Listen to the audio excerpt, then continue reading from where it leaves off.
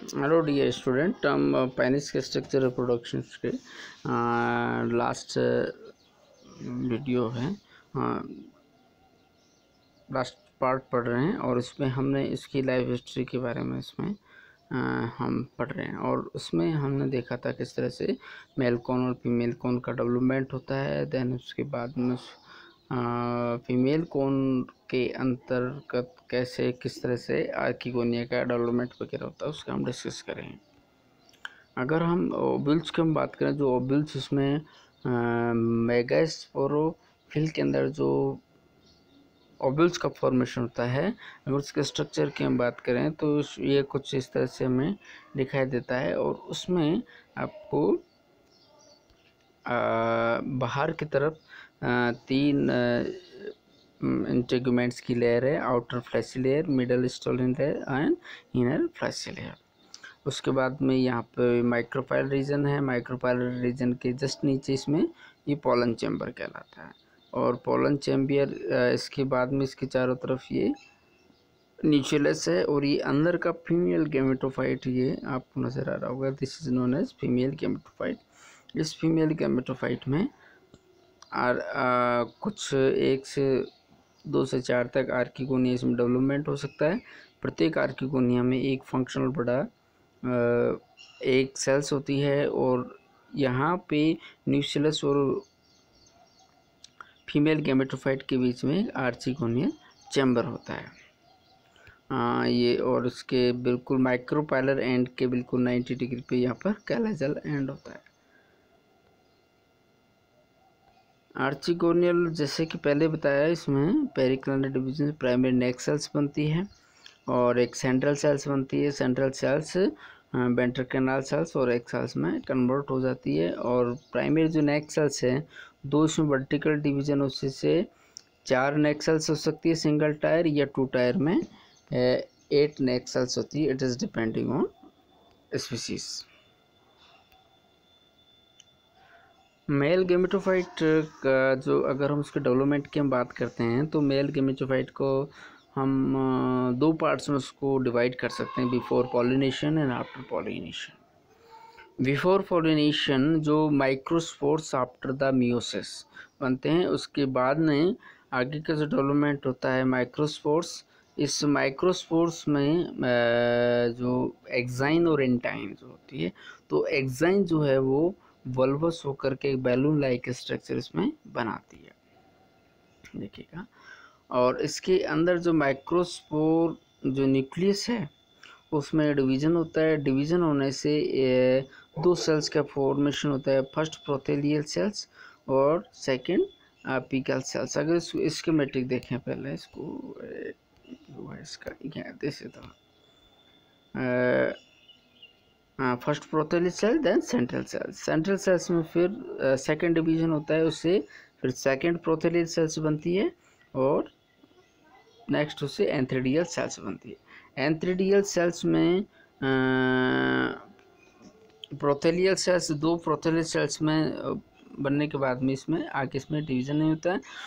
इसके बाद में जो एंथ्रेडियल सेल्स है उसमें डिवीज़न होने से एक एंथ्रेडियल सेल और एक ट्यूब सेल्स का फॉर्मेशन होता है। इस अवस्था में जब ट्यूब सेल्स, एक एंथ्रेडियल सेल्स और 2 प्रोथेलियल सेल्स हैं, इस अवस्था में पॉलन्स का डिस्पर्सल होता है, मतलब पॉलिनेशन होता है। ये देखिएगा यहाँ पे फर्स्ट प्रोथेलियल सेल्स बनेंगे, सेकंड प्रोथेलियल सेल्स है और एक आर्चिस्पोरियल सेल्स है। ये ट्यूब सेल से आगे जा कर के पॉलन ट्यूब का फॉर्मेशन करेगी। इस अवस्था में यहाँ पे ये जो माइक्रोस्पोरेंजियम है, एक स्लिट जिसे डाइसेंस लाइंस बोलते हैं हम, वहाँ पर एक लाइन अपीयर होती है और वहाँ से ये टूट जाता है। टूटने से वहाँ में जितनी पॉलन्स हैं वो एनवायरनमेंट में हवा के साथ में आ जाते हैं। ये एनिमोफिलस है तो हवा के साथ में इसमें आ जाते हैं। और उसके बाद में इन सारे पॉलन्स, ये पॉलन्स जो फीमेल कौन है उसके जो ओवुलिफेरस जो स्केल्स हैं उनके बीच में जो जगह उनमें ये चले जाते हैं, जिससे क्या होता है कि ये ओव्यूल्स के कांटेक्ट में आएंगे जो आगे फर्टिलाइजेशन का काम करेगा। जब ये पॉलन्स पोलन चैम्बर में पहुंच जाते हैं फीमेल गैमेटो, वो जो फीमेल कॉन्स के, तो उन्हीं में आगे का डेवलपमेंट होता है, अदरवाइज ये पेरिश हो जाते हैं ज़्यादातर। इसलिए ये बहुत ही प्रिमिटिव कैरेक्टर माना जाता है, क्योंकि there is lots of energy. यहाँ पे बहुत सारे जो पॉलन्स हैं वो बिल्कुल बेकार चले जाते हैं, तो ये प्रिमिटिव कैरेक्टर माना जाता है। तो यहाँ से जो पॉलन्स जो डेवलप हुए हैं, ये पॉलन्स आगे जाकर के फीमेल जो कौन से उसके अंदर जो पोलन चैम्बर में उसमें अगर पहुँचने में सक्सेसफुल होते हैं, उन्हीं में आगे का डेवलपमेंट होता है। और यहाँ पे हम देखेंगे, यहाँ पर ये this is the before pollination, okay, this is after pollination. तो आफ्टर पोलिनेशन क्या होता है, फिर ट्यूब सेल से ट्यूब का निर्माण होगा, दो प्रोथेलियल सेल से जो एज इट इज़ रहती है, और जो एंथ्रोडियल सेल से उससे एक स्टॉक सेल्स का निर्माण होता है, एक स्पेरोमेटोजिनस सेल्स का निर्माण होगा। और इसके साथ ही स्पेरोमेटोजिनस सेल से फिर दो मेल न्यूक्लियस या मेल गैमेट्स का फॉर्मेशन होता है। इन मेल गैमेट्स से फिर मेल न्यूक्लियस ये फीमेल जो एग सेल्स या एग न्यूक्लियस उसमें को कॉन्टैक्ट में आते हैं थ्रू द फर्टिलाइजेशन प्रोसेस, और जाइगोट का फॉर्मेशन होगा। तो ये आफ्टर पॉलिनेशन, जैसा कि हमने यहाँ पे देखा, पोलन जो ट्यूब सेल से उससे पोलन ट्यूब का फॉर्मेशन होगा, then it is enlarging, and ये पोलन चैम्बर में जाने के बाद में फिर यहाँ पर इसका आगे का डेवलपमेंट स्टार्ट होता है। ये देखिएगा, इसमें स्टॉक न्यूक्लियस है और ये ट्यूब न्यूक्लियस है। ट्यूब न्यूक्लियस समय के साथ में डीजनरेट हो जाता है। This is the body shells, और ये बॉडी शेल्स आगे डिवाइड होकर के दो मेल गैमेट्स बना रही है। ये मेल गैमेट्स यहाँ पर थ्रू फर्टिलाइजेशन प्रोसेस जो एग सेल्स है उसमें संपर्क में आने के बाद में ये जाइगोट का फॉर्मेशन यहाँ पे होता है। ये देखिएगा, जब जाइगोट का फॉर्मेशन होगा, देन उसके बाद में स्पोरोफाइट का डेवलपमेंट यहीं से, फर्स्ट सेल्स ऑफ स्पोरोफाइट, और यहाँ पे जाइगोट का फॉर्मेशन होगा। देन इसमें बाद में इसमें रिपीटेडली डिविजन्स होते हैं। रिपीटेडली डिविजन्स होने के बाद में वो एक टायर में, मतलब एक लाइन में वो अरेंज हो जाते हैं। अरेंज होने के बाद में इसमें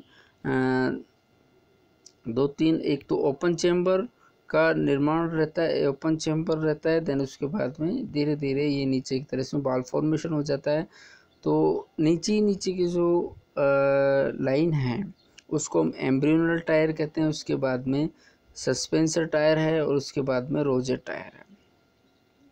जो एम्ब्रियोनल टायर है उसमें आगे जाकर के एम्ब्रियो का फॉर्मेशन होना है, और उस एम्ब्रियोनल जो पार्ट है उसको ये जो सस्पेंसर पार्ट है, रोजेट सस्पेंसर पार्ट से सस्पेंसर का निर्माण होगा। और ये सस्पेंसर क्या करता है, उसको ओवल्स को ज़्यादा से ज़्यादा न्यूक्लियस में धकेलने की कोशिश करता है, ताकि उसको ज़्यादा से ज़्यादा उसमें न्यूट्रिशन उसमें मिल सके।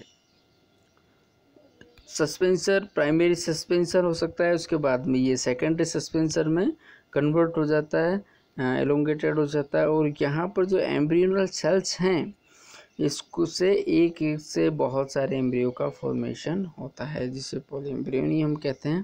और कहने का मतलब है कि एक जाइगोट से बहुत सारे 3 से 4 या मोर देन 1 कह सकते हैं, मोर देन 1 एम्ब्रियो का फॉर्मेशन होता है। तो उससे मोर देन 1 प्लांट्स का फॉर्मेशन आगे जा कर के हो सकता है। प्रत्येक जो फंक्शनल जो अगर हम सीड्स की बात करते हैं, तो इसमें बिल्कुल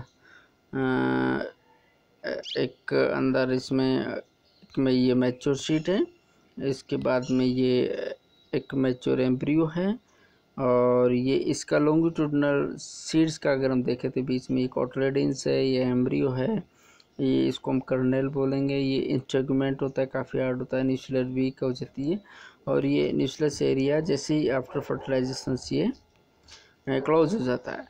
और जर्मिनेशन के दौरान सबसे पहले रेडिकल आती है, हाइपोकोटाइल रीजन से। देन उसके बाद में इसमें फर्स्ट कोटरेडेंसिस के कोटरेडेंसिस में इसको न्यूरिशमेंट प्रदान करते हैं, डेवलपिंग जो शूट्स हैं, शूट्स और रूट्स को, और उसके बाद में नए पूरे प्लांट्स का फॉर्मेशन हो जाता है।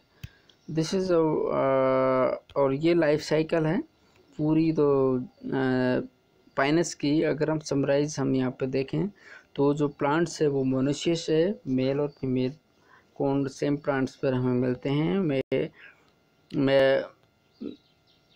मेल कौन से हमें माइक्रोस्पोर बनते हैं और फीमेल कौन पे हमें मेगास्पोर्स बनते हैं। मेल कौन आगे डेवलपमेंट हो करके